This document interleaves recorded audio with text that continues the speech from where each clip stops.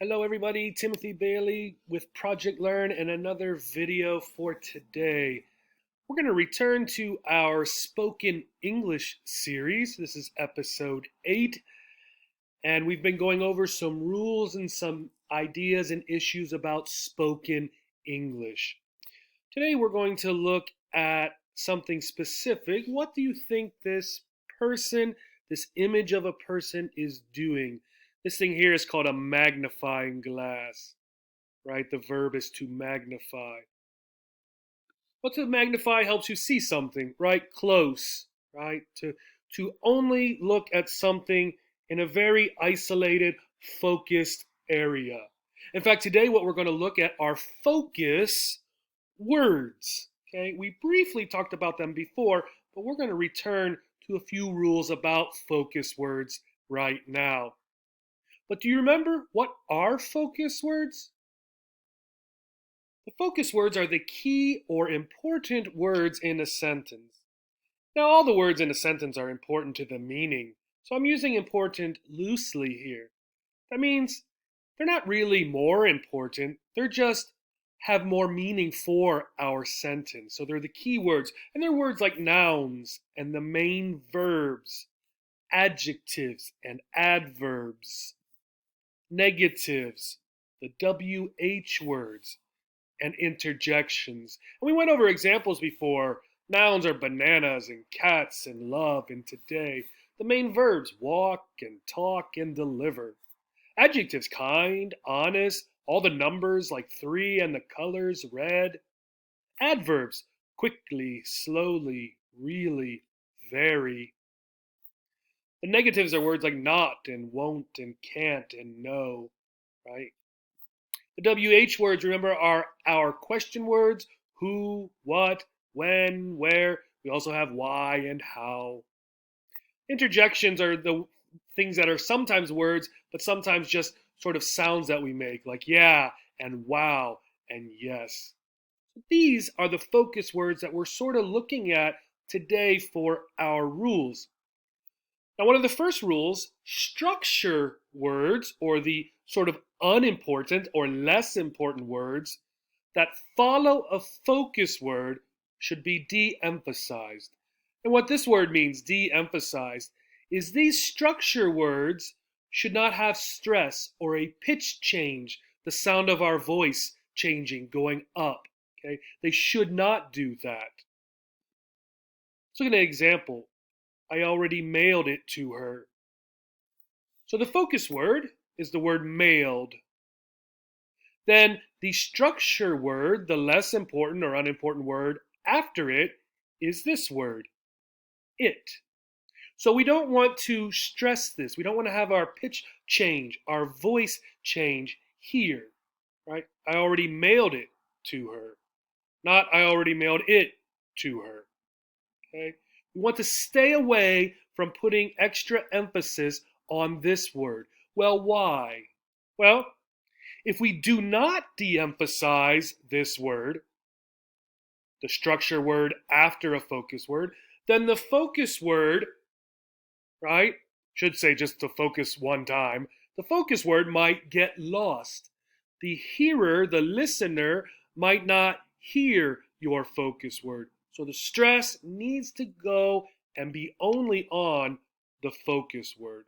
I mailed it to her, not I mailed it to her. Okay. Let's look at another rule.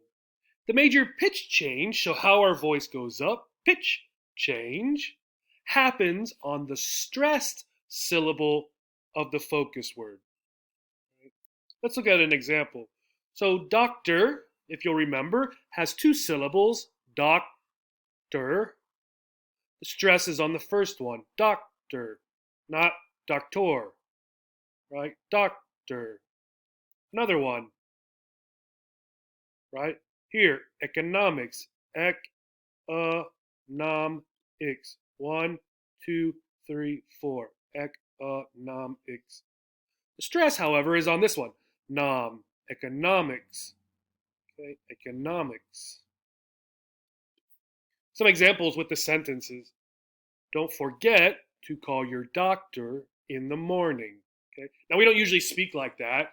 I'm speaking like that so you can hear it. We do actually make those clear stress sounds, but we do it quickly, right? And not as slowly as I'm speaking. So you can see here, right? The stress on each focus word. One thought group, two thought groups, three thought groups. A focus word in each thought group. And then this is where the stress is. Don't forget to call your doctor in the morning. Okay? Another example. I did better than I thought I would on my economics test. One, two, three thought groups, and the stress. Notice that this word, thought, this is a single syllable word. So the whole thing has stress. Unlike better, so bet, and economics, nom. Okay? So the major pitch change happens on the stressed syllable of the focus word. Here your voice should change, here, here, here, here, the whole thing, and here. All right? Now, why do we use focus words? Okay? Well, there are four reasons, sort of general reasons why we do that. The first one is to give new information. I got a new car. Well, a new sports car. So the focus word in this sentence would be car.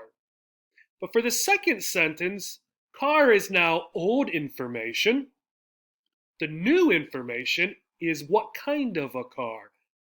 A sports car. Okay? So new information. I don't like bell peppers. Actually, I don't like the green bell peppers. So here, focus word, right? Bell peppers. Old information now. The new information, green bell peppers. Right? Remember, for bell peppers, there are green, yellow, orange, red. Okay? So I don't like the green ones. We also use focus words and stress focus words for contrasting information.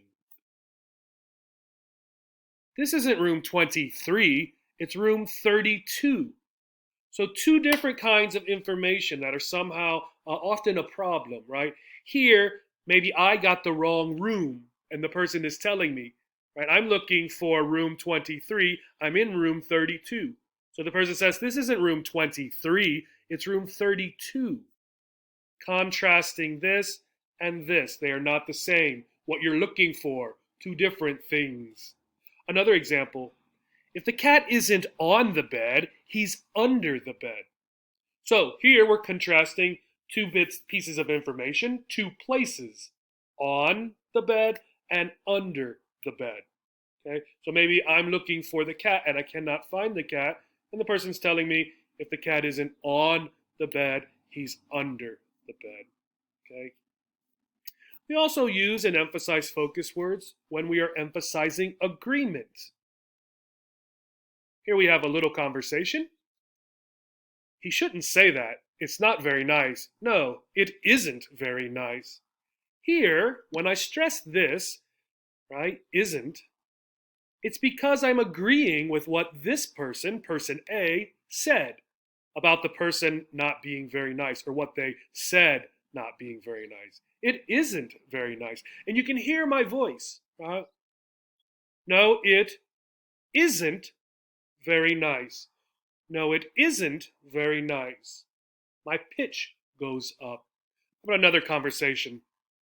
I hope they open a Vietnamese restaurant. Vietnamese food is so good. Me too. It is good. So here, person A wants a Vietnamese restaurant because they think the food is good. I agree. It is good. Me too. It is good. It is good. I agree. And the last one, we often stress and use focus words like this to correct information. This is my friend Victor. He is from Colombia. No, I live in Colombia. So here, person A thinks that Victor is from Colombia, but it appears, according to Victor, that he just lives in Colombia. Maybe he is from the United States, or maybe he is from Germany, or any number of places. He is saying that he just lives in Colombia, right? No, I live in Colombia. And Victor might also finish this with another sentence, such as, no, I live in Colombia. I'm from Peru. Okay? He may do that. But either way, he's going to stress this to contrast or correct the idea of where he lives. Teacher, our test is the first week of May? No, your test is the last week of May. So here, I'm correcting this mistake that the student has. Not the first week, the last week. No, your test is the last week of May. And it could be that the month is wrong. Perhaps the test is actually in June. So then I might say, no, your test is the last week of June.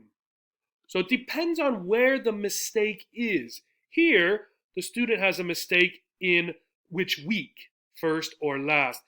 If the student had a mistake in which month, then this would not be emphasized. The month would. So no, your test is the last week of June. Okay, June, and my voice would go up. I hope this was helpful. Check out these links. This first one is all about intonation and stress on different words in English, right? And the second one here is about thought groups and focus words and how we use those together. I hope this was helpful. As you're working on pronunciation and your spoken English, think about where you stress the focus words when you're speaking. Thank you and have a great day.